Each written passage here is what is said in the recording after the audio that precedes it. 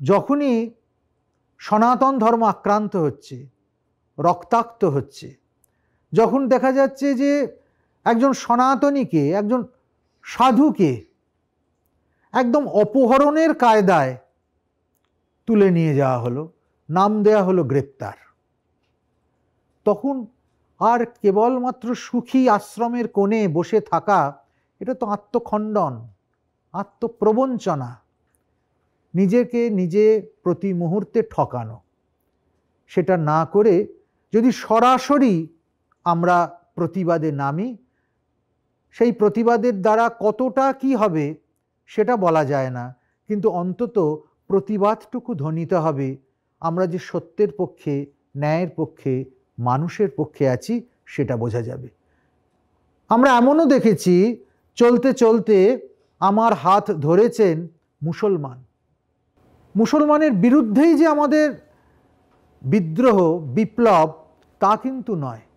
আমাদের বিদ্রোহ, আমাদের বিপ্লব, আমাদের প্রতিবাদ অমানবিকতার বিরুদ্ধে। আমাদের প্রতিবাদ মানুষের এই নির্মম রক্ত ঝরানোর বিরুদ্ধে, অন্যায়ের বিরুদ্ধে। সেখানে যদি একটা নিষ্পাপ মুসলমানও আহত হয়, আক্রান্ত হয়, গেরুয়া তার জন্যও আছে। যেখানেই প্রাণের অপচয়, সেখানেই গেরুয়ার দীপশিখা সদা জাজ্জল্যমান থাকবে। মহারাজ, আমার ধৃষ্টতা মার্জনা করবেন। যুগ যুগ ধরে তো এই কথাই শুনে এসেছি। ভারতবর্ষ গোটা পৃথিবীকে এই শাশ্বত বাণী শুনিয়ে গেছে, কিন্তু কখনো মনে হয় না গোটা পৃথিবীকে নিজের কুটুম ভাবা, গোটা পৃথিবীকে আপন করে নেওয়া, এই যে যাকে আপনি সংবেদনশীলতা বলবেন, সহনশীলতা বলবেন, বলবেন আধ্যাত্মিক শক্তিতে আমরা বলিয়ান, তার জন্যেই তো যুগে যুগে শক, হুন, পাঠান, মোঘল ছিঁড়ে খেয়েছে আমাদের দেশটাকে, ছিঁড়ে খেয়েছে, ধ্বংস করেছে নালন্দার মতো জ্ঞান ভাণ্ডারকে, ধ্বংস করে দিয়েছে বিভিন্ন জায়গায় পুঁথি পত্র জ্ঞানের ভাণ্ডার। তারপরেও বলবেন এই সহনশীলতার কথা, তারপরেও বলবেন ত্যাগ আর তিতিক্ষার কথা। কোথাও মনে হচ্ছে না আসলে দর্শনটার গোড়াতেই ভুল আছে? তার থেকে তো অনেক বেশি ভালো কলম্বাসের মতো, অথবা সেই সমস্ত চেঙ্গিস খা বা তৈমুরলংয়ের মতো, যারা শুধু জেনেছে জমির পর জমি দখল করে যাব এবং মানুষের অধিকার নেব। মনে হয় না, মনে হয় না আমাদের এই ত্যাগের বাণী আসলে এই পৃথিবীতে, যেখানে রক্তমাংসের মানুষ থাকে, যেখানে পার্থিব জগতের হানাহানি থাকে, সেখানে শুধুই মাত্র জ্ঞানের সুললিত বাণী? রণরক্ত সফলতা সভ্যতার শেষ সত্য নয়। এর বাইরে, একে ছাড়িয়ে অমৃতত্বের একটা প্রবহমান অবিচল ধারা আছে। হিংসার মধ্যে দিয়ে হিংসার সমাপ্তি হতে পারে না, বিশ্বের ইতিহাস তার সাক্ষী।